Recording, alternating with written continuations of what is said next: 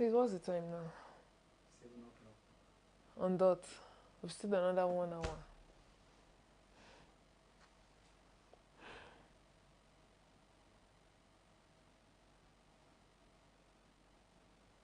My way is far along.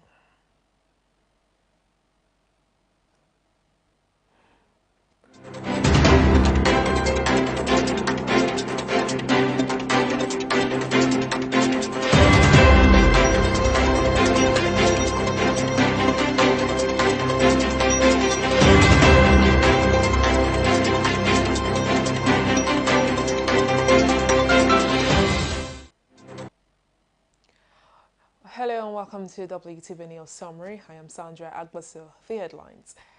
The Nigerian Chief of Army Staff has commended troops of various theatres of operation for their loyalty and commitment. The Nigerian Senate has directed its Committee on Diaspora and Foreign Affairs to investigate the surrounding the incarceration of Nigerians in Ethiopia prison.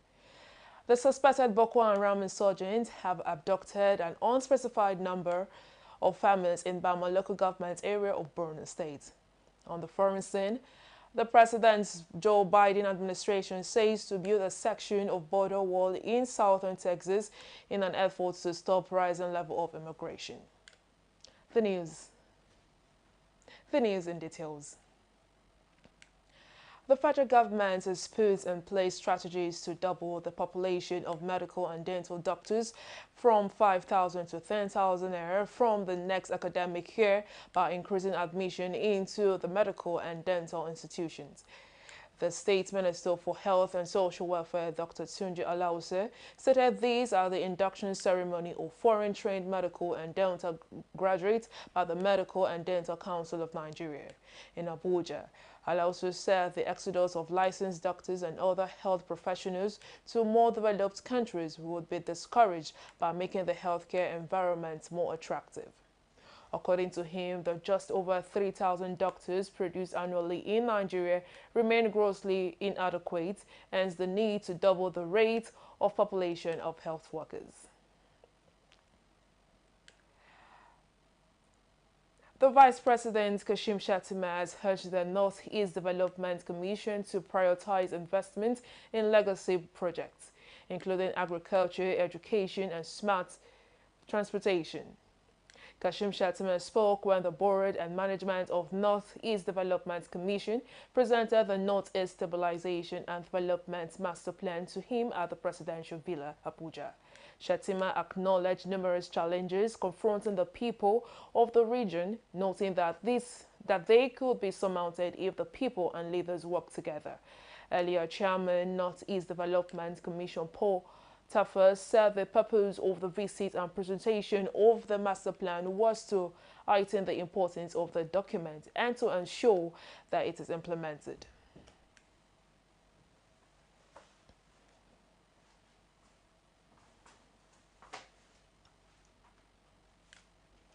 The Kaduna State National Teachers Institute says the institute plans to introduce a mandatory one-year teacher internship program by January 2024. The Director General of the Institute, Professor Musa Maitafri, disclosed this in Abuja when he addressed newsmen to mark the 2023 World Teachers' Day. The News Agency of Nigeria reports that the day has its theme, the teachers will need for the education will want, the global imperative to reverse the teacher shortage. Expatiating on the planned internship program, Professor Musa said that it would be introduced in partnership with the Teachers Registration Council of Nigeria. It further stated that the program was initiated in compliance with the National Teacher Education Policy. We'll be going on a short break, and when we come back, WTV News Summary continues.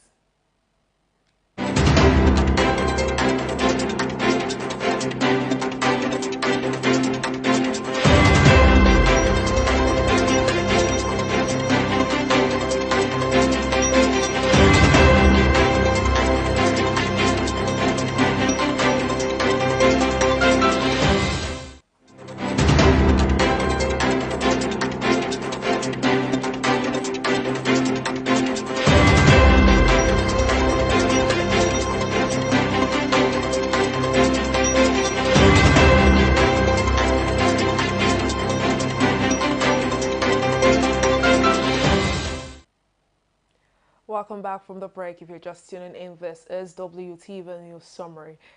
The Minister for Steel Development, Shraib Abubakar Aldu, said the Ajakuta town and its environment will soon be designated as a free trade zone. It said the proposal had been sent to the President for consideration and approval within the shortest possible time. Abubakar Aldu was speaking during the medium visit to the Ajakuta Steel Company Limited as he took a tour of the company with some investors from America, Germany, Russia and China.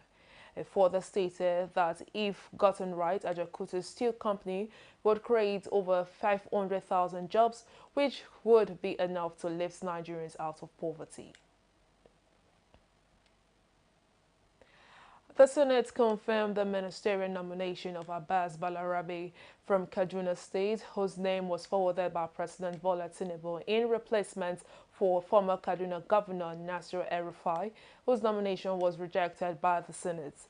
The Senate also confirmed the ministerial nomination of 37-year-old Dr. Jamila Ibrahim from Kwara State and 34-year-old Ayodele Olawande from Ondo State.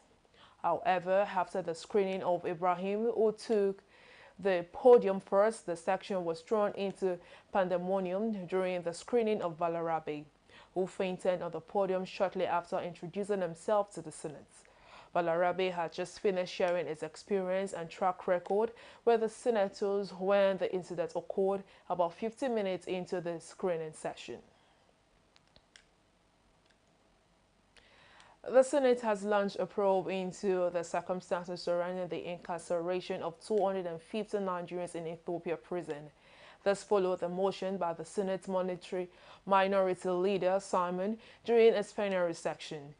A report making the rounds on social media said over 250 Nigerians are facing inhumanity and maltreatment in Ethiopia without committing any offense.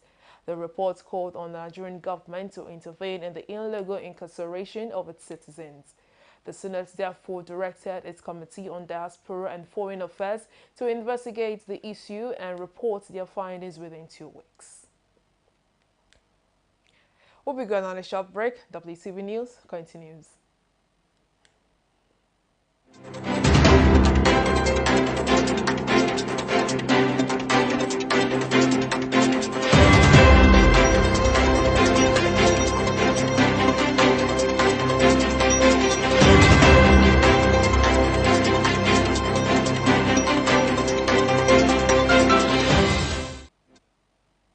Welcome back. This is still WTV News. The Nigerian Chief of Army Staff, Lieutenant General Taurid Abiodun Lagbaja, has commended troops of various theaters of operation for their loyalty, commitment and doggedness. Lagbaja spoke at the Army War College Nigerian Graduation Dinner and Award of Course 7 2023 in Abuja. Represented by the Chief of Policy and Plan, Major General Abe Ibrahim, said the troops deserve commendation and support of Nigerians for their sacrifice. He urged graduating participants of Army War College Nigerian Course 7 2023 to be men of intelligence, integrity and gentlemen of the character as a return to the field, and to also demonstrate competence, character and consistency in every action they take. Meanwhile, the Nigerian Army has urged troops of Operation Adinkai fighting Boko Haram insurgents in the northeast to adopt a soft and hard approach in countering terrorism and insurgency. The reports. Speaking during a one-day lecture organized by Defense Headquarters at Theatre Command Officers Men's Malari Military Cantonment Maiduguri, the Theatre Commander, Major General Go Chibuisi, noted that the troops are in need of how to handle the soft and hard approach to be able to convince the populace and the insurgents to accept peace and reconciliation process. Chibuisi was represented by its deputy, Major General Latako explained that security challenges cannot be dealt with efficiently using kinetic power alone, adding that soft and hard approaches are to be combined to achieve success in the fight against terrorism. And so, this lecture is coming at a time when our troops will be sensitized even further on how to get the other side to come in, turn in their weapons, and Major General Gold Chibueze called on the troops to take lessons from the lecture in order to have a better operation in the theater and to bring to an end the issue of insecurity in the Northeast region. Also speaking, the guest lecturer Dr. Adam Abdullahi, who is also the head Defense and Security Studies Department, Center for Strategic Research and Studies, National Defense College of Nigeria, identified the dominant security challenges as terrorism in the Northeast, banditry and terrorism in the Northwest, others farmers' clashes and terrorism in the North Central, militancy, among others. So it's being leveraged to win the hearts and minds of the population, address the causes of the war, and entrench peace and development in the country.